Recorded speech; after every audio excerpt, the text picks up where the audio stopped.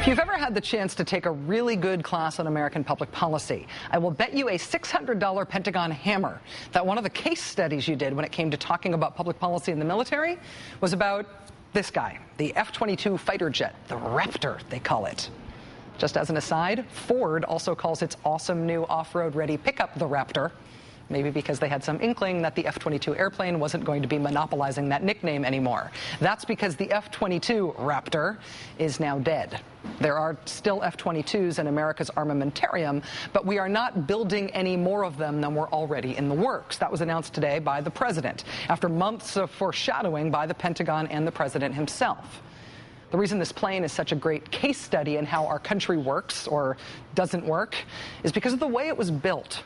The F-22 was designed in the 1980s to fight mid-air dogfights, plane-to-plane fighter jet aerial combat with pilots from the Soviet Union.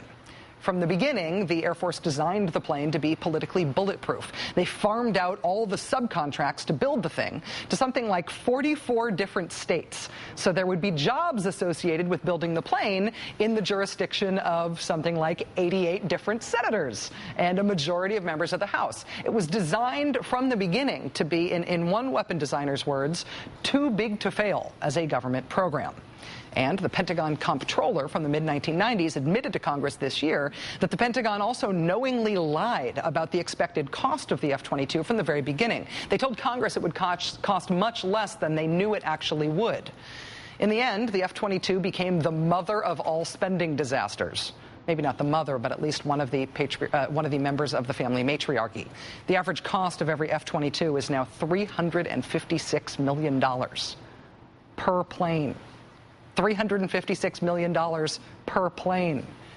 And these planes are kind of a disaster.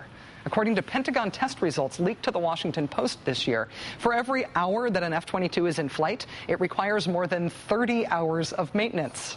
On average, the plane reportedly suffers a critical failure after every 1.7 hours in the air. One former Lockheed engineer told the Post that the skin's radar-absorbing super high-tech skin also has what's described as a, quote, vulnerability to rain. Think Wicked Witch of the West and Dorothy throwing water on her, right? The F-22 also has the handy feature of being technologically incapable of communicating with any other warplanes. So the pilots of an F-22 are completely isolated from any other U.S. aircraft in the skies. They can't hear them or talk to them. One consequence of the political trick of building parts for this thing in more than 40 states is that there are also huge quality control issues that become evident when you try to piece all those parts built all around the country together into one plane.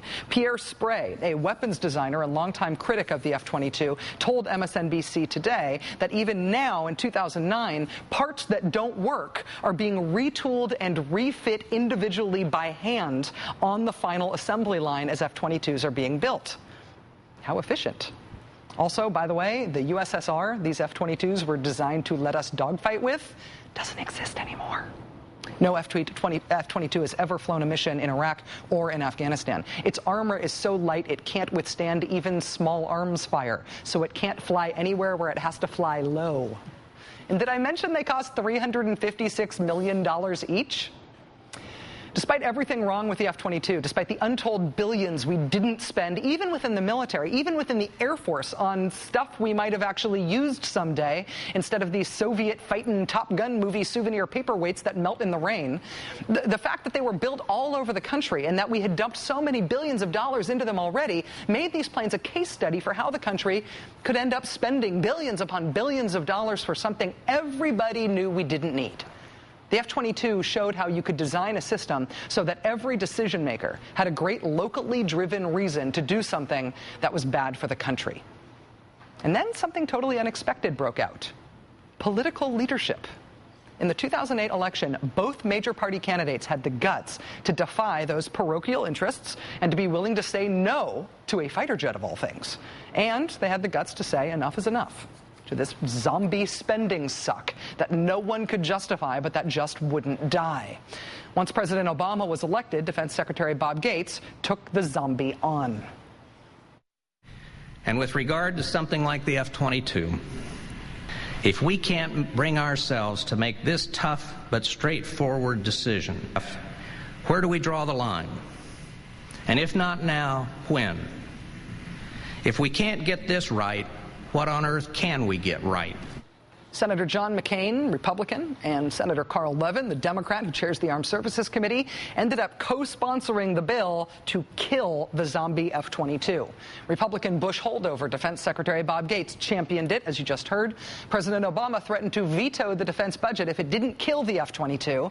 And today, it finally died.